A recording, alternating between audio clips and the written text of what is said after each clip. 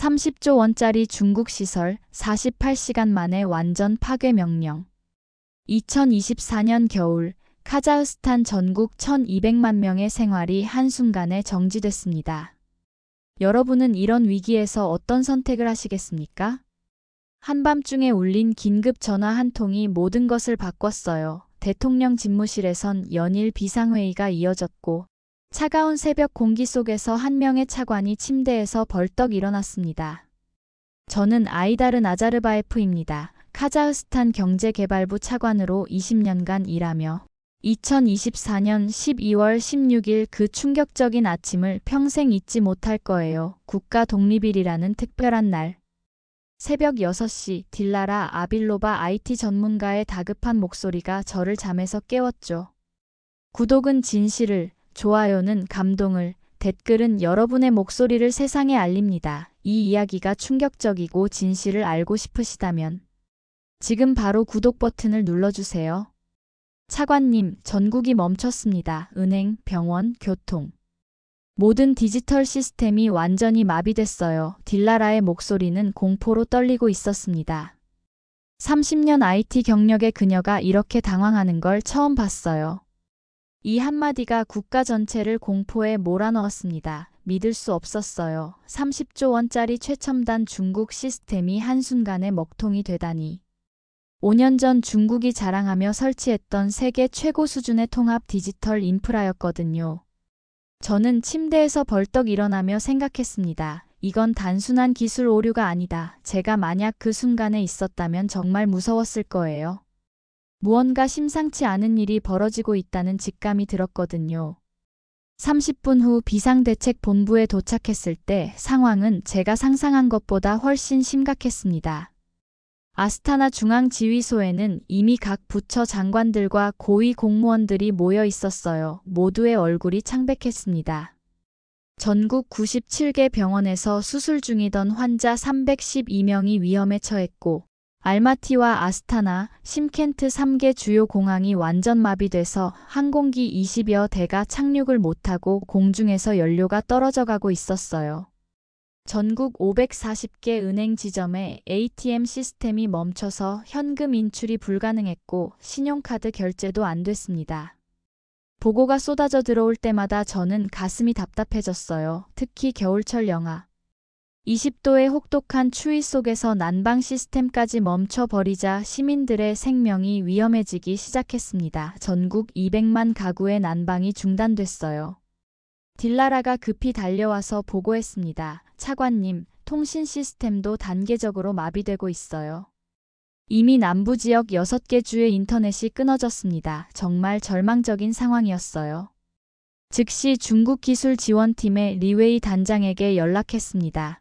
중국명 리웨이샹, 한국식으로는 이유상이라고 불리는 50대 후반의 베테랑 엔지니어였어요.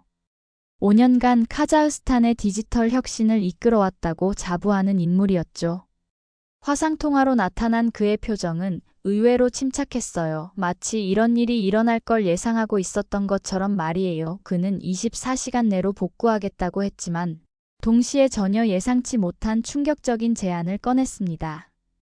아이다르 차관, 이참에 좋은 제안이 있습니다. 디지털 실크로드 연구 협약을 체결하시면 앞으로 이런 일이 절대 일어나지 않도록 보장하겠습니다. 리웨이의 목소리에는 여유가 있었어요. 마치 계산된 것처럼. 저는 귀를 의심했습니다. 지금 이 급박한 상황에서 새로운 협약 얘기를 한다고요? 여러분이라면 어떤 생각이 드셨을까요? 저는 그 순간 뭔가 이상하다는 느낌을 받았어요. 이런 일이 우리에게 닥친다면 과연 어떤 선택을 할 수 있을까요? 지금이 그런 얘기를 할 때입니까? 당장 시스템을 복구해주세요. 제가 다급하게 말하자. 리웨이는 어깨를 으쓱하며 답했습니다. 시스템이 워낙 복잡해서요. 그런데 차관, 잘 생각해보세요. 리웨이는 계속해서 말했습니다. 우리가 5년간 카자흐스탄에 얼마나 많은 투자를 했는지 아시잖아요. 20억 위안, 한화로 정확히 32조 5천억 원입니다. 모두 무상으로 지원했죠. 하드웨어부터 소프트웨어, 기술자 교육까지 모든 것을 공짜로 해드렸어요. 이제는 카자흐스탄이 보답할 차례 아닙니까? 이 순간 저는 등골이 서늘해지는 걸 느꼈습니다. 은인의 탈을 쓴 협박자의 진짜 모습이 드러나는 순간이었거든요. 과연 세상에 공짜가 있을까요? 뒤에 숨은 조건은 무엇이었을까요? 저는 그때 정말 배신감을 느꼈어요. 그래서 일부러 시스템을 멈춘 겁니까? 제가 분노를 억누르며 물었을 때 리웨이는 웃으면서 답했습니다. 아니에요. 차관 오해하지 마세요. 단지 이번 기회에 우리 관계를 더욱 공고히 하자는 겁니다. 연구 협약을 맺으면 즉시 복구해 드리겠습니다. 전화를 끊고 나서 저는 딜라라를 불렀습니다. 30대 중반의 그녀는 모스크바 대학에서 컴퓨터공학 박사 학위를 받은 우리나라 최고의 IT 전문가였어요. 중국 시스템 도입 때부터 함께 일해온 동료였죠. 시스템 마비 원인을 정확히 분석할 수 있겠어? 이미 팀원 15명과 함께 밤새 분석하고 있습니다. 딜라라가 답했어요. 그런데 차관님, 정말 이상한 점이 있어요. 뭔데? 모든 시스템이 정확히 새벽 6시에 동시에 멈췄어요. 이건 절대 우연이 아닙니다. 더구나 각 시스템별로 다른 오류 메시지가 나타나는데 분석해보니 딜라라가 말을 멈추고 컴퓨터 모니터를 가리켰습니다. 화면에는 복잡한 코드들이 빼곡히 적혀 있었어요. 킬 스위치입니다. 중국이 우리 시스템 핵심부에 원격 차단 장치를 심어놨어요. 중국 측에서 원격으로 우리 시스템을 마음대로 켜고 끌 수 있게 만들어놨습니다. 저는 충격을 받았습니다. 무상 지원이라더니 우리를 인질로 잡을 계획이었던 거죠. 믿었던 친구가 사실은 우리를 감시하고 통제할 수 있는 장치를 몰래 설치해놨다니. 그때 무라트 슬레이맨 인프라 국장이 들어왔습니다. 60대 초반의 그는 구소련 시절부터 30년간 인프라 업무를 담당해온 베테랑이었지만 신기술에 대해서는 중국을 맹신하는 사람이었어요. 중국 기술진들과 5년간 긴밀하게 협력해왔거든요. 차관님, 중국 측 제안을 받아들이는 게 어떻겠습니까? 어차피 우리가 선택할 수 있는 게 없잖아요. 시민들이 고통받고 있는데. 자존심 따질 때입니까? 무라트는 현실주의자였어요. 무라트 국장, 이게 정상적인 상황으로 보입니까? 이건 명백한 디지털 테러예요. 하지만 무라트는 여전히 중국을 믿고 있었어요. 하지만 차관님, 중국 없이 우리가 뭘 할 수 있습니까? 모든 시스템을 그들이 만들었는데 그들의 기술력은 세계 최고라고요. 딜라라가 반박했습니다. 국장님, 이건 명백한 디지털 테러예요. 우리가 굴복하면 영원히 중국의 노예가 되는 겁니다. 노예? 딜라라, 말이 심하군. 중국은 우리의 은인이야. 5년간 30조 원이 넘는 돈을 공짜로 투자해줬잖아. 이런 혜택을 준 나라가 어디 있어? 저는 두 사람의 논쟁을 들으며 깊은 고민에 빠졌습니다. 시간이 흐를수록 상황은 악화됐어요. 전국 2천만 카자흐스탄 국민 중 도시 거주민 1,200만 명의 일상이 완전히 멈춰버렸습니다. 오후 1시경 더 절망적인 소식이 들려왔습니다. 알마티 종합병원에서 심장수술을 받던 70대 환자가 생명유지장치 고장으로 위험한 상태가 됐다는 거예요.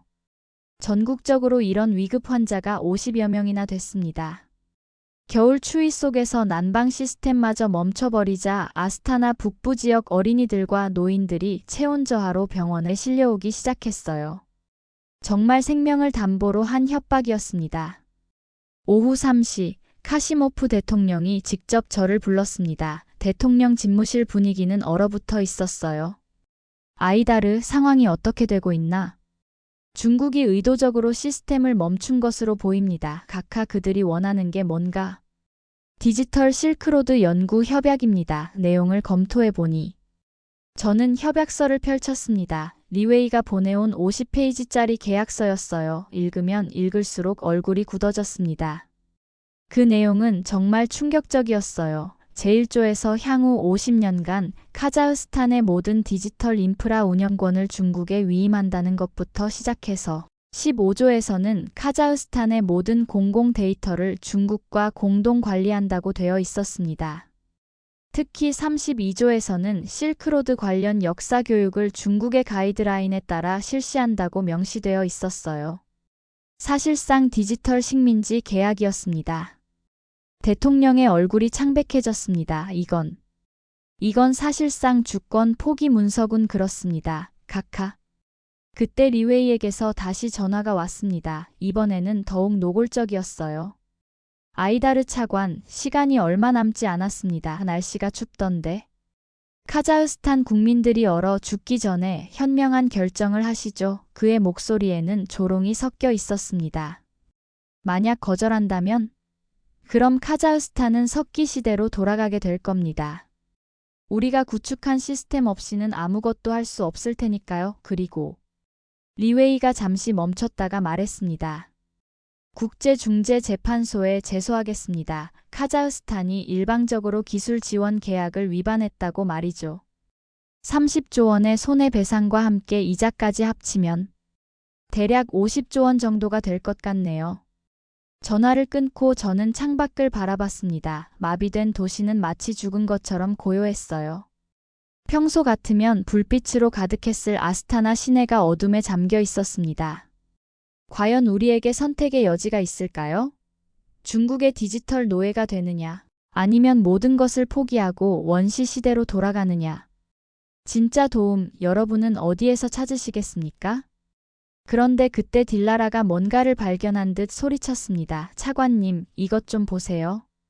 중국 시스템 코드를 분석하다가 더 충격적인 사실을 알게 된 거였어요.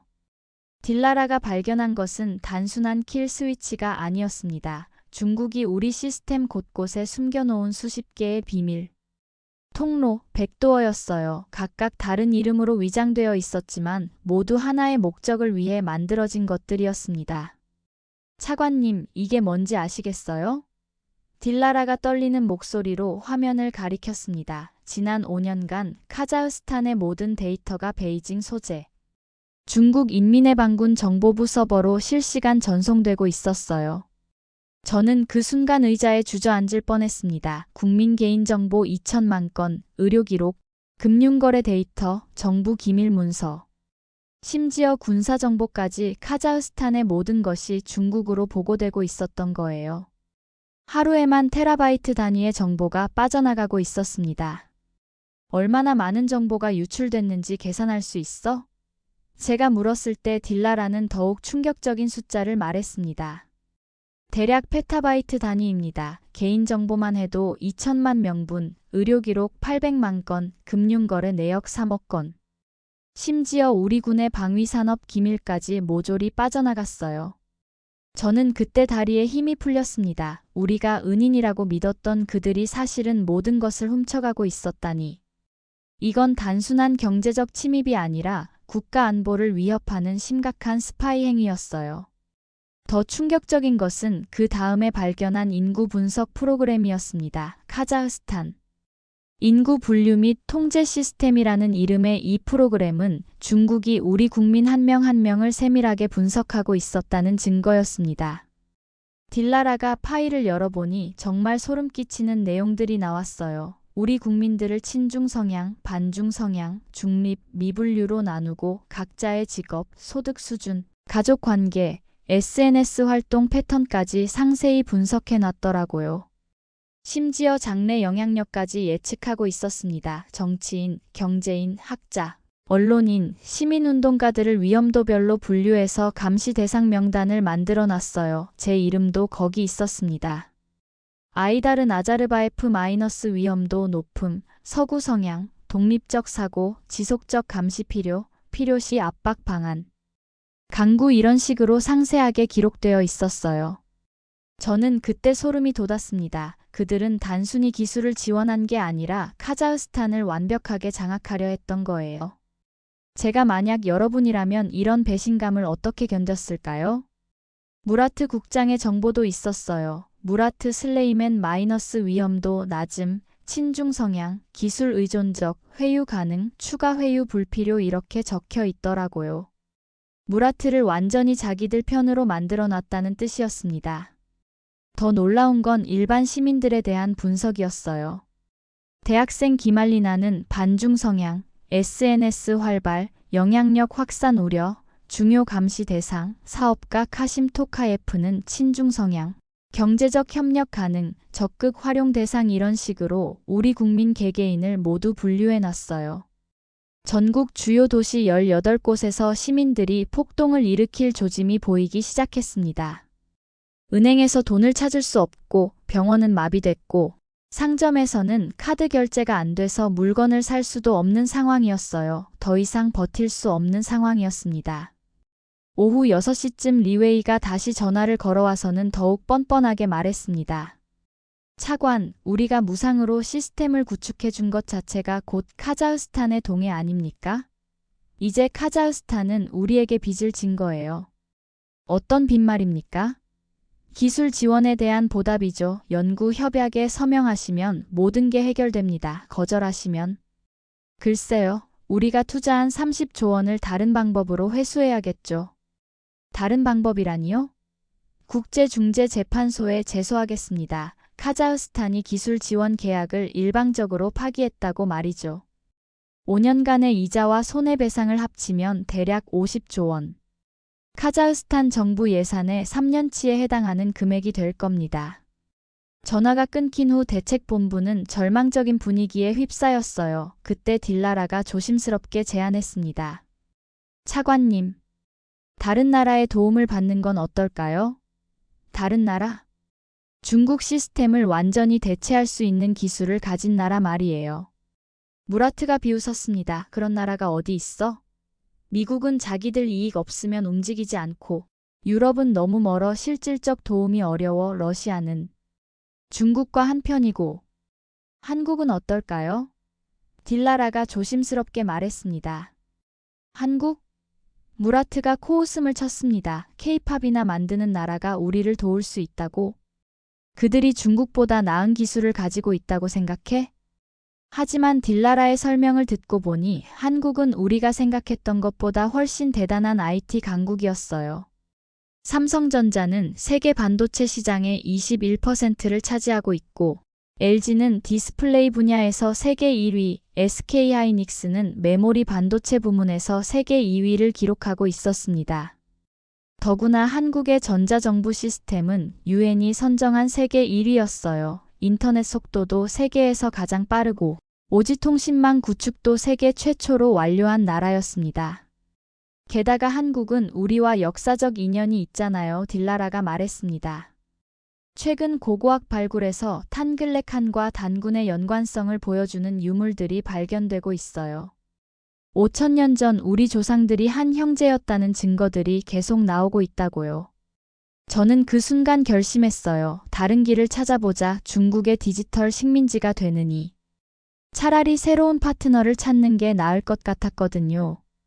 비밀리에 한국 정부와 접촉해봐. 제가 딜라라에게 지시했습니다. 조심해야 해. 중국이 알면 모든 게 끝장이야. 우리 통신도 감시당하고 있을 거니까 우회 채널을 이용해. 그날 밤 저는 잠을 이룰 수 없었습니다. 침대에 누워서도 계속 생각했어요. 카자흐스탄의 운명이 제 손에 달려 있었거든요. 잘못 선택하면 나라 전체가 중국의 속국이 될 수도 있고 반대로 올바른 선택을 한다면 진정한 독립을 얻을 수도 있었습니다. 새벽 3시 딜라라에게서 믿기 어려운 소식이 들려왔습니다. 한국 정부와의 비밀 접촉이 성공했다는 거예요. 그런데 더 놀라운 건 한국의 반응이었습니다. 차관님, 정말 믿기 어려우실 텐데. 딜라라의 목소리가 떨리고 있었어요. 한국이 도와주겠다고 하는데. 조건이 없대요. 뭐라고? 조건이 없다고? 네, 무상으로 도와주겠다고 합니다. 한국디지털혁신청 강혜원 청장이 직접 통화하자고 해요. 저는 귀를 의심했습니다. 이 세상에 정말 조건 없는 도움이 있을까요? 현실적으로 생각해보세요. 여러분의 나라가 이런 상황에 처했을 때 어느 나라가 조건 없이 도와줄까요? 30분 후 암호화된 보안 통신으로 강혜원 청장과 화상통화를 연결했습니다. 40대 후반의 여성으로 MIT에서 컴퓨터공학 박사학위를 받고 실리콘밸리에서 15년간 일한 경력의 세계적인 전문가였어요. 따뜻하면서도 날카로운 눈빛을 가진 분이었습니다. 안녕하세요. 아이다르 차관님, 카자흐스탄이 어려운 상황에 처하신 걸로 알고 있습니다. 강혜원 청장의 목소리는 차분하면서도 신뢰감을 주었어요. 네, 솔직히 절망적입니다. 중국이 우리를 완전히 가둬버렸어요. 걱정 마세요. 한국이 도와드리겠습니다. 하지만 왜 우리를 도와주시려는 겁니까? 한국에 무슨 이익이 있나요? 저는 솔직하게 물었습니다. 강혜원 청장이 잠시 미소를 지었습니다. 차관님, 혹시 탄글레칸을 아십니까? 탄글레칸이요? 우리 역사에 나오는 전설적인 지도자인데 그분이 바로 단군입니다. 저는 놀랐습니다. 단군이라면 한국의 시조 아닙니까?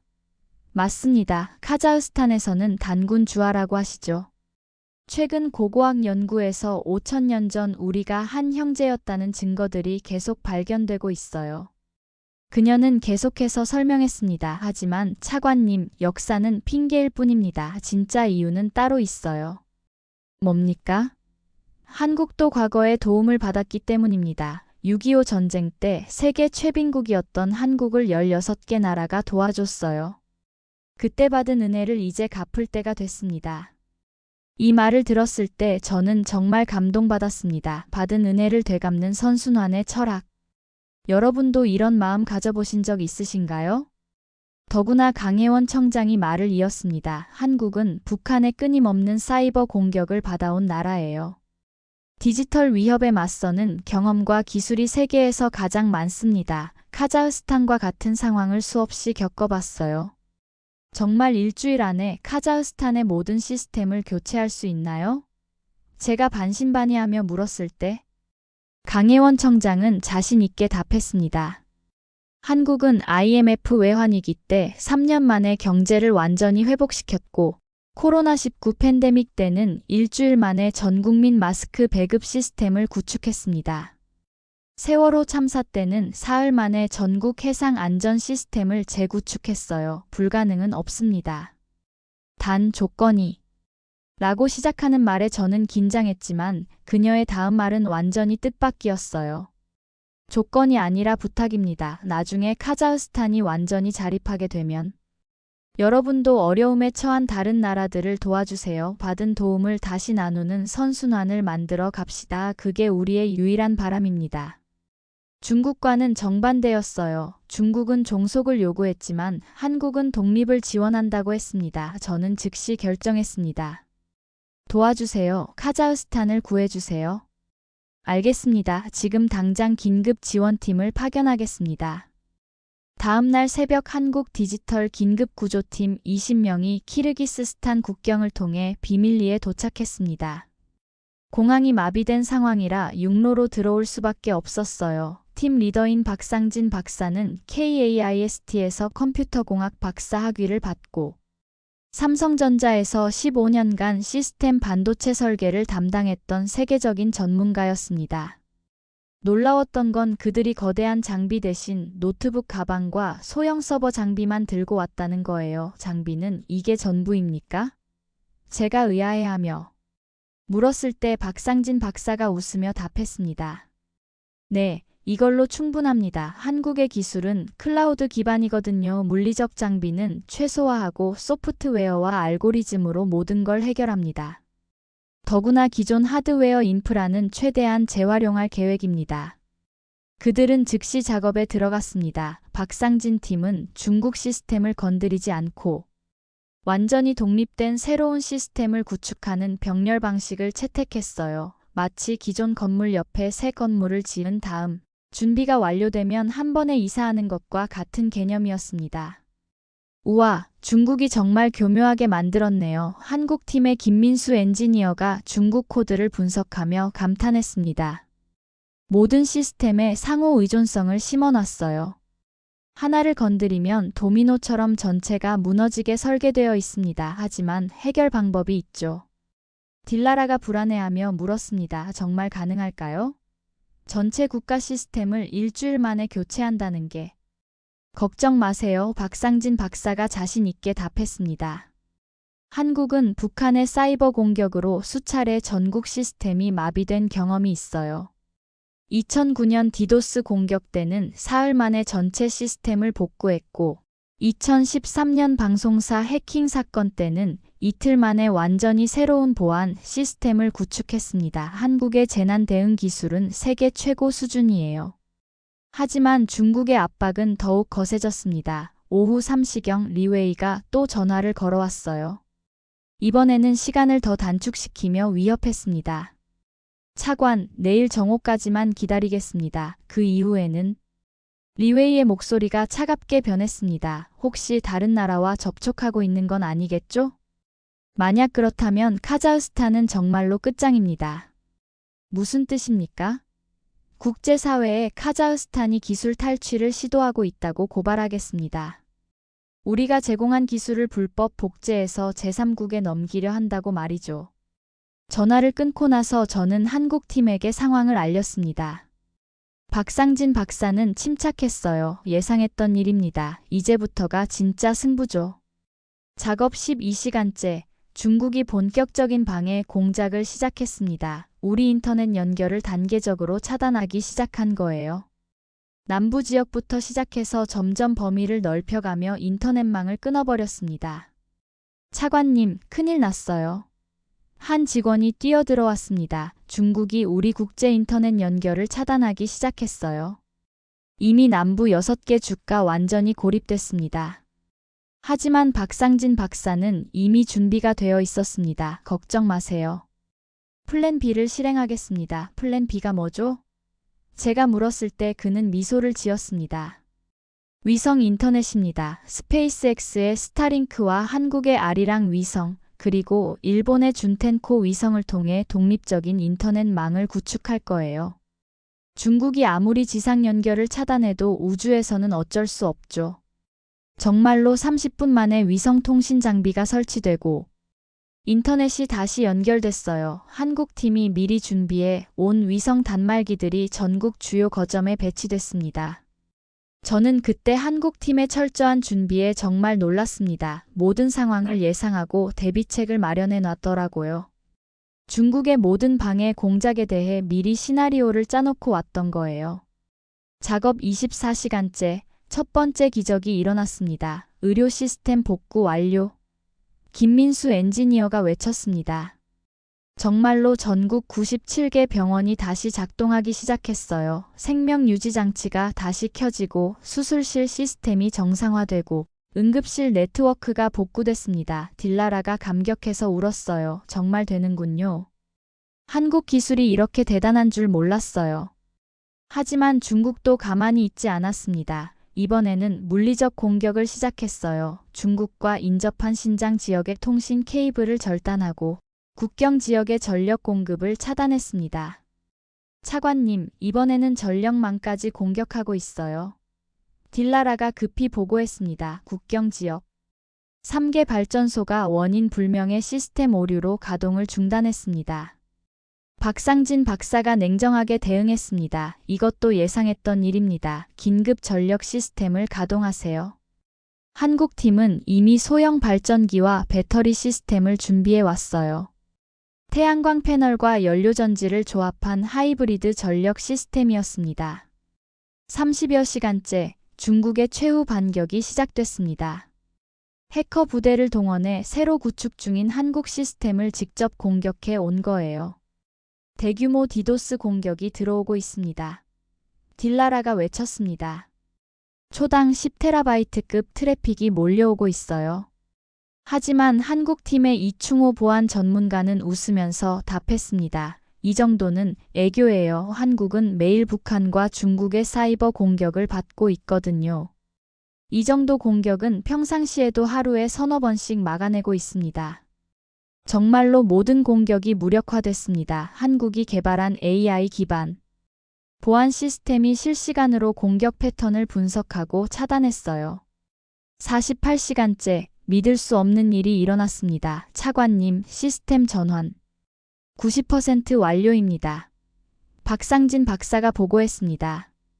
저는 창밖을 봤습니다. 전국 주요 도시 18곳에 다시 불이 들어오기 시작했어요. 은행 시스템이 정상화되고 교통신호가 다시 작동하고 병원과 학교가 정상 운영을 시작했습니다.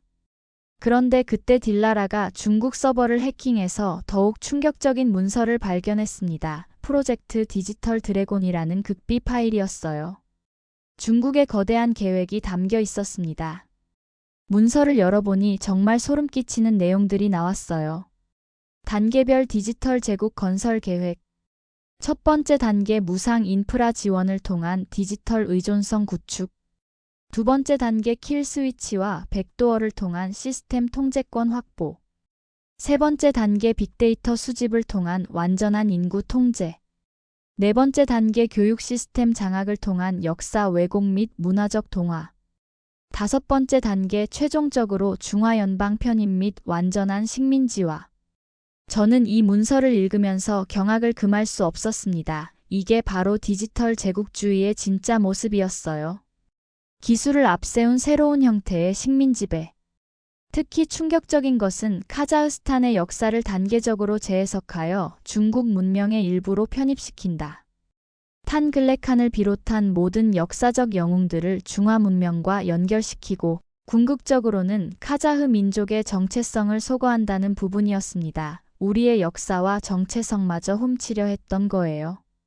여러분, 이런 계획이 성공했다면 어떻게 됐을까요? 카자흐스탄은 완전히 다른 나라가 되어 있었을 거예요.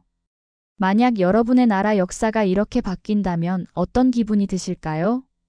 다음 날 아침 저는 국제 기자회견을 열고 이 모든 진실을 세상에 공개하기로 결심했습니다. 전 세계 30여 개국에서 온 40여 명의 기자들이 아스타나 국제 컨벤션 센터에 모였어요.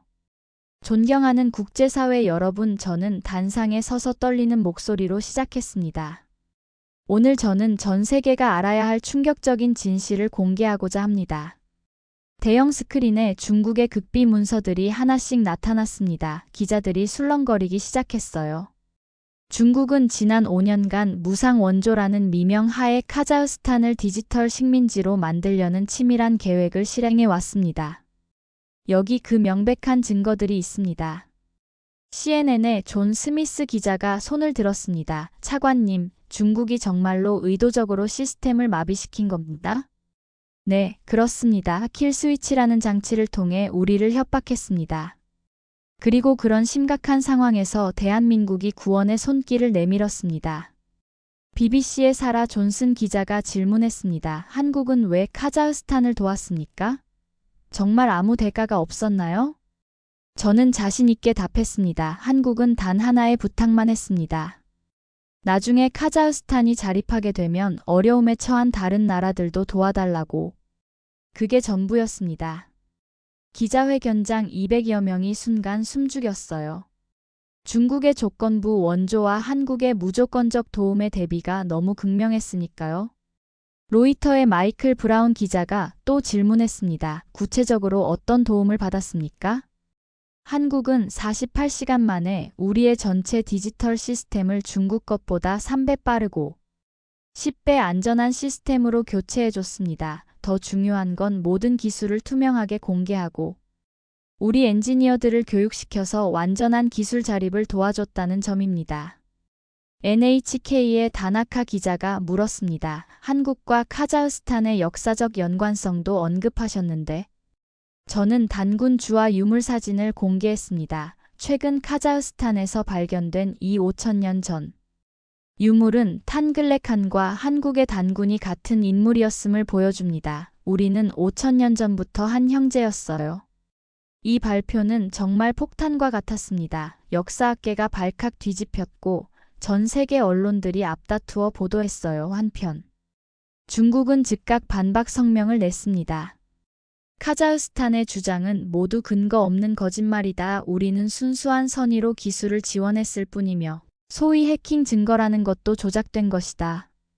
하지만 국제사회의 반응은 중국에게 차가웠어요. UN 사무총장이 긴급 성명을 발표했습니다. 디지털 시대의 주권 침해는 그 어떤 이유로도 정당화될 수 없다. 국제사회는 이 문제에 대해 철저히 조사할 것이다. 미국, 영국, 프랑스, 독일 등 주요국들도 카자흐스탄을 지지하는 성명을 잇따라 발표했습니다.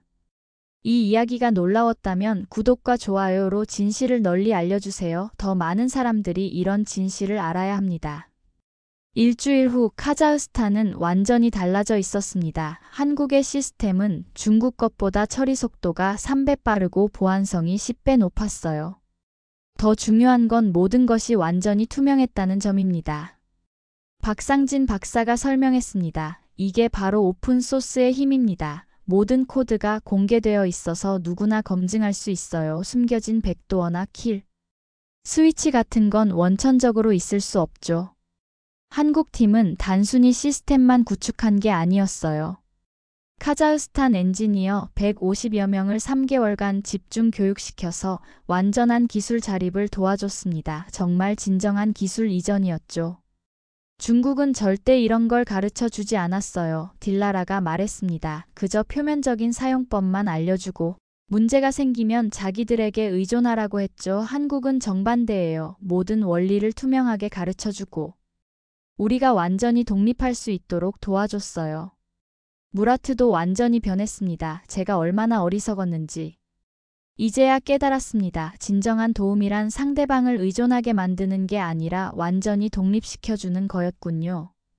저는 그때 정말 뿌듯했습니다. 우리가 한 선택이 완전히 옳았다는 확신이 들었거든요. 며칠 후 중앙아시아 5개국 대통령들이 긴급히 아스타나에 모였습니다. 키르기스스탄의 사디르 자파로프 대통령, 우즈베키스탄의 샤브카트 미르지오예프 대통령, 트르크메니스탄의 세르다르 베르디무하메도프 대통령, 타지키스탄의 에모말리 라흐몬 대통령. 모두가 같은 고민을 안고 있었어요. 우리도 중국의 디지털 함정에 빠져 있습니다. 자파로프 대통령이 먼저 입을 열었습니다. 카자흐스탄처럼 탈출하고 싶어요. 미르지오예프 대통령도 동의했습니다. 중국은 실크로드 부활이라는 그럴듯한 명분으로 우리를 21세기 식민지로 만들려 했군요. 그날 역사적인 중앙아시아 디지털 주권 독립선언이 발표됐습니다. 우리 중앙아시아 5개국은 디지털 주권을 엄숙히 선언한다. 그 어떤 국가도 기술을 무기로 삼아 우리를 지배할 수 없으며 우리는 자유롭고 독립적인 디지털 생태계를 구축할 것이다.